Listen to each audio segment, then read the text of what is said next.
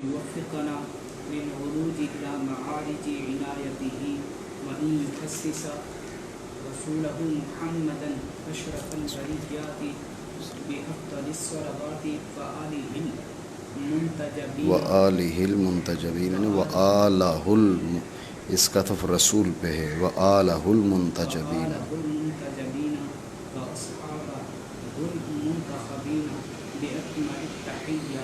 بس بسم اللہ الرحمن الرحیم. یہ مقام صلاۃ، اور یہاں پر انہوں نے دعا شروع کی. دعا شروع کرنے کی وجہ میں نے آپ کو پچھلے درس میں بتائی ہے. معنی کریں مزید بات اس میں آتی ہے اور ہم اس سے سوال کرتے ہیں.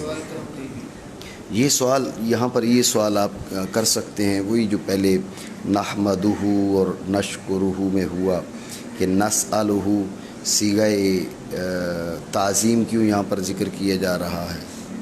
جی تو ذہن میں رکھیں، وہاں پر ہم نے یہ کہا تھا کہ بھئی نحمدہ اور نشکرہ اس میں صیغہ تعظیم والی گفتگو بھی کی تھی، لیکن نسألہ میں صرف یہ ہوگا کہ صیغہ تعظیم نہیں ہے.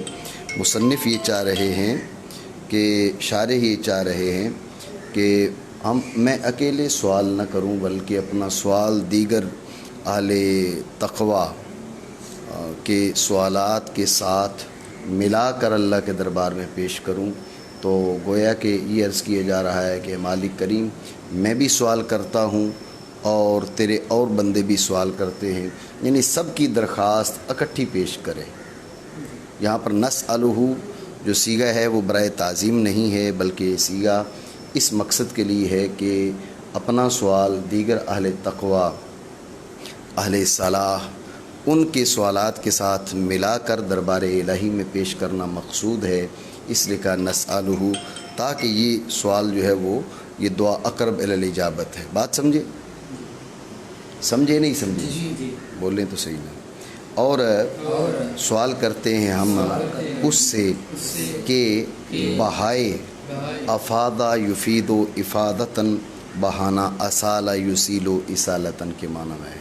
ٹھیک ہو گیا. ان یفید علینا من زلال، زلال پانی کو کہا جاتا ہے میٹھا پانی، اور مطلق میٹھا پانی نہیں، وہ میٹھا پانی کہ جس کا گھونٹ لینا، جس کو جو ہے نا وہ حلق سے نیچے اتارنا آسانی سے ممکن ہو، جو بآسانی حلق سے نیچے اترے وہ ہے، اسے کیا کہا جائے گا؟ زلال کہا جائے گا. بات سمجھے؟ ہدایت ہی ہدایتن کے معنی معروف ہیں کہ ایک معنی اس کے ہیں الایصال الی المطلوب، اور ایک معنی ہے اراءۃ الطریق الموصل الی المطلوب.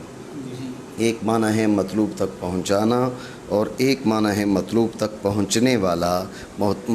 پہنچانے والا رستہ دکھانا. یہاں پر چونکہ ہدایت سے مراد ہدایت باری عز اسمہ ہے، تو لہٰذا مراد کیا ہوگا کہ الایصال الی المطلوب. کیا ٹھیک ہو گیا؟ ٹھیک ہے نا. تو ہدایت بمعنی اراءۃ الطریق نہیں ہے بلکہ ایصال الی المطلوب ہے. بات ہے یہ ذہن میں معنی کرے. اور سوال کرتے ہیں ہم اس سے کہ بہائے ہم پر اپنی ہدایت کے میٹھے پانی سے. اب یہ جو ہے نا من زلال ہدایت ہی، یہ اضافت صفت کی موصوف کی جانب ہے. یوں کہیے کہ اضافت مشبہ بہی کی مشبہ کی جانب ہے. اضافت ناشتہ نہیں کیا آج آپ نے، ہے نا؟ لگے سے رہا ہے کہ اضافت مشبہ بہی کی اضافت ٹھیک ہو گیا. اضافت مشبہ بہی کی مشبہ کی طرف ہے، یعنی ان یفید علینا من ہدایتہ التی ہی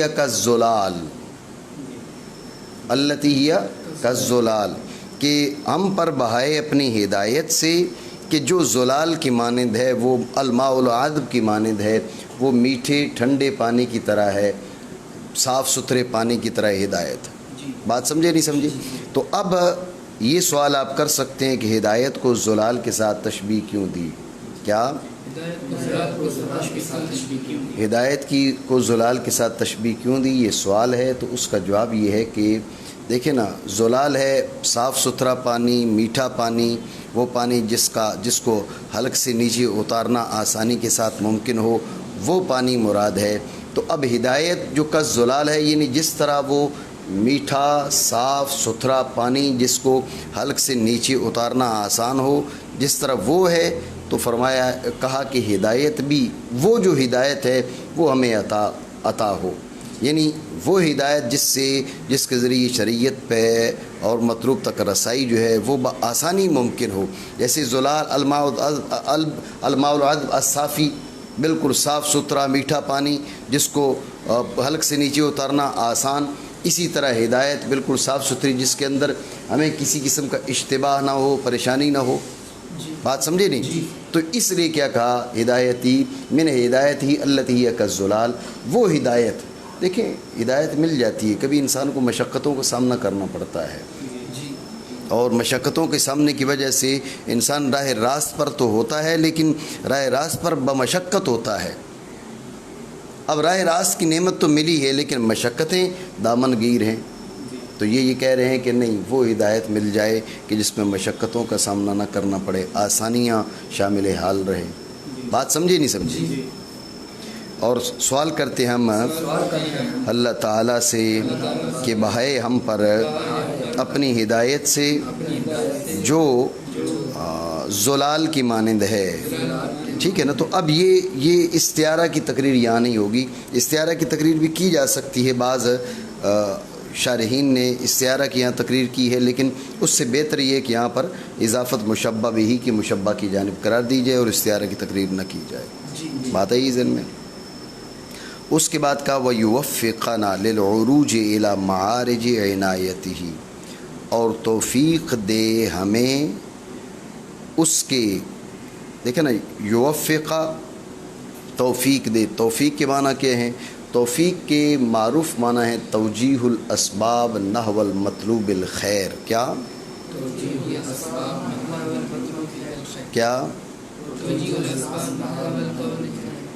توجیہ الاسباب نحو المطلوب الخیر. عرفان توجیہ الاسباب نحو المطلوب الخیر، مطلوب خیر کی جانب اسباب کو متوجہ کرنا. کیا اس کو روکتے ہیں.